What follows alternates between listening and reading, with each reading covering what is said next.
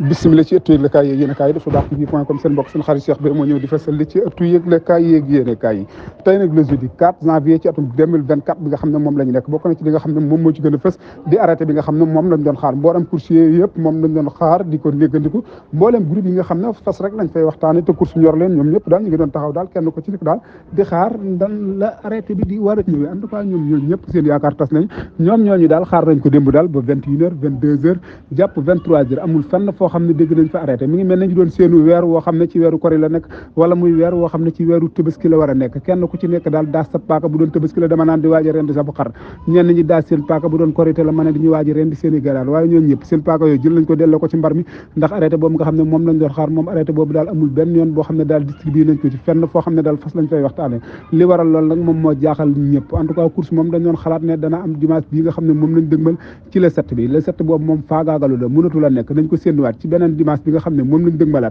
ndax dimanche jooju nga xam ne moom lañ dëg malaat sax ndax course dana ci maanaam en tout cas moom lu neex yàqu na xalam demoon na bay neex buum nga dagg ñaari journée lañ fi jot a dawal ñaari journée yoo xam ne di journée yi neex benn bi ñu ngi ko ouverture bi nga xam ne ñu ngi ko amaloon ca dimanche ba beneen deuxième dimanche bi nga xam ne moom moo ci topp dawaluñ ko ci dimanche ba ndax dafa tombé woon ak lamb am si di jaxate doon tëdd ko combat ba pare mu daal di tombé ak 31 bi en tout cas moom ña ngi ko dawaloon ca samedi boobu mu doon course boo xam ne course bu mucc ayib la course bu neex la yoon wiñ ko jàppoon neexoon na ba àgg ci lool waaye daal dafa mel ne daal yoon wiñ ko jàppoon daal dafa mel ne réer nañu bu doon bouton la ma ne bouton ba yàqu na wala bu doon ne onde la ma ne onde bi dafa dagg tipp ci digg bi te ban horloge moom moo ko war a defar loolu moo jaaxal ñëpp bu fekkonte ne bii ne ci rajo la moom dañ naan bu doon waa Louga moom dañ naan nañu wuti lis ki ñuy wax Baye Cheikh Ndaw mu biisal leen ko bu dee ci course hippique nag ñoom ñëpp kenn ku ci nekk nag ci xini mi ni ngay nekk ak jaaxle kenn xamul kan moo war a laal onde boobu pour mu war a dellu si waate course hippique bu Sénégal ndax tey bu fekkonte ne bii ne sax arrêté génn na ndax dimanche bii sax ba ca topp sax ndax danañu mën a dawal il faut ñu mën a jot ay koppar pour war a mën a dawal ndax kees gi nga xam ne moom la fi ñu fi nekkoon bàyyi kees googu daal gis nañ ne daal daani wéyén daana mën nañ ne sax daanaka bu fekkonte nit la dañ naan dafa def taatu neen solul mbubb solul tubéy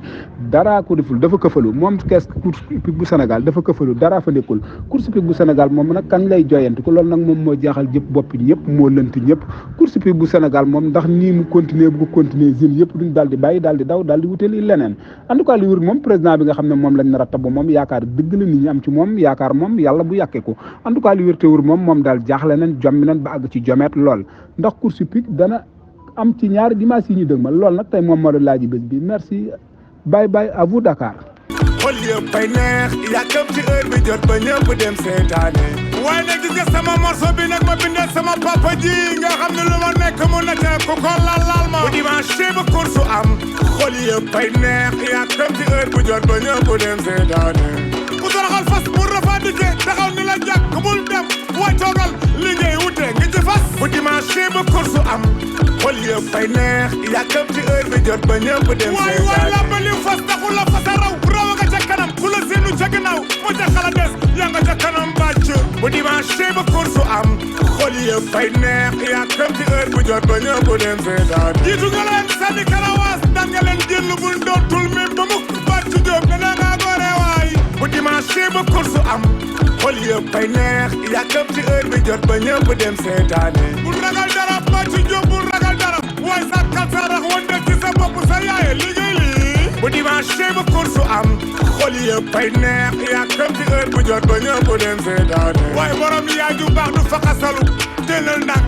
e bàcc jóob affaire bi na ci la bu dimanche ba course am xol yëpp fay neex yàkkam ci heure bi jot ba ñëpp dem seetaane dama ni bàcc jóob moom jaane moom na koy moom mawlul bàcc jóob a xam fas bu dimanche ba course am xol yëpp fay neex yàkkam ci heure bu jot ba ñëpp dem seetaane yaa doonu sa nijaay jooma koddu Jóob Ousmane Camara kay seede ma waaye Mara bu dimanche ba course am xol yëpp fay neex yàkkam ci heure bi jot ak xool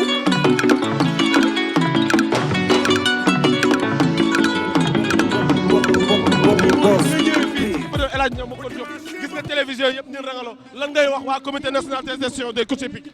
waaw bon di sant yàlla rek di féliciter tout le comité nga xam ne liggéey bi nga xam def nañ ko ba mën a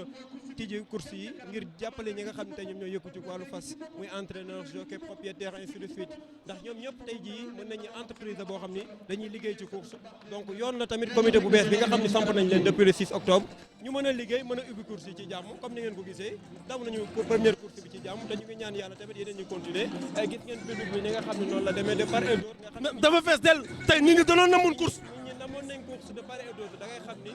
simplement dañ doon xaar course am pour ñu mën a ñëw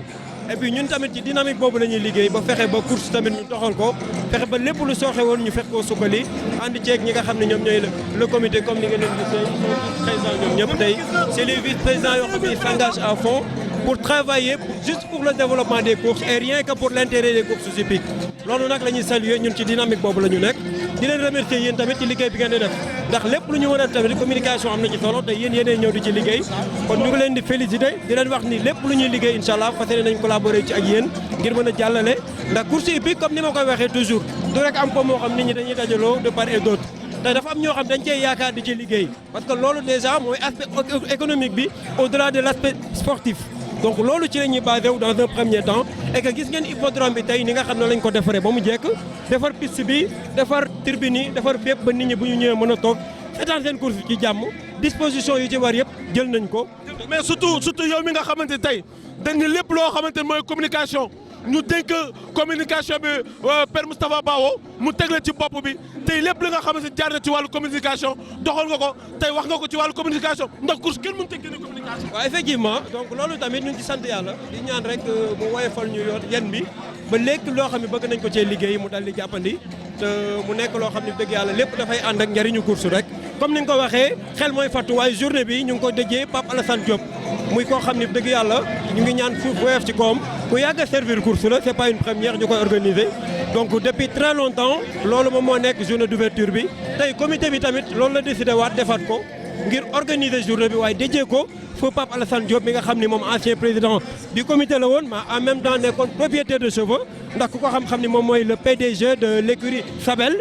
Sabel daanaan yu mel ni ay Ali Déthiou ay Sambarax ay Sabel fa lañ daan jógee donc tey bu ñu tëggaatee journée bi tujjee ko dañoo def rek li nga xam ne moo war te moo daan am di ñaan yàlla mu nekk saison bu neex ba yeneen journée yi ñoo yëpp dàq nit ñi gën a ñëw ñu xam ni yëf yi ñoo bokk ndey bokk baay ñëpp ci lañu bokk muy entraîneur bi jockey wu tey tijji nañu am nañ 30 chevaux mais njort nañ ñi yeneen yi ñëw yëpp nit ñi fas yi dinañ gën a pare gën a ñëw bu ko defee ñu gën a mën a ànd po bi ba ku ci nekk li sa wër sa jàll jëm